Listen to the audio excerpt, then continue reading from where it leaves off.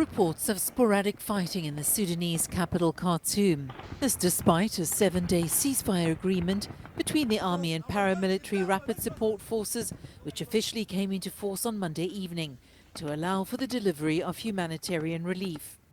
But the internationally monitored halt in hostilities appears to have brought some respite from the 5 weeks of heavy fighting. The UN has urged the warring generals to honour the agreement. I call on both to end the fighting and to return to dialogue in the interest of Sudan and its people. In Khartoum, in Darfur and elsewhere, the warring parties have fought their war with little regard for the laws and norms of war. Activists have complained to the UN of severe human rights abuses against civilians during the fighting, which they want investigated.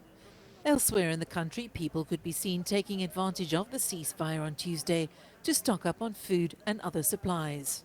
The ceasefire will have a very positive impact for all Sudanese people, he says. We pray to God for a permanent ceasefire because everyone is really suffering due to this war, especially in Khartoum state.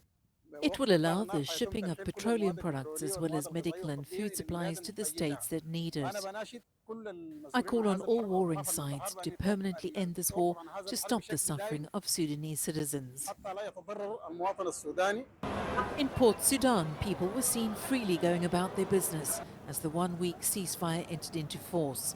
Some of the more than 250,000 Sudanese who fled to neighbouring countries left through this port city. An estimated 1,000 people were killed and more than 1 million were forced to flee their homes in the fighting. The United Nations says more than half the population, 25 million people, are now in need of humanitarian aid.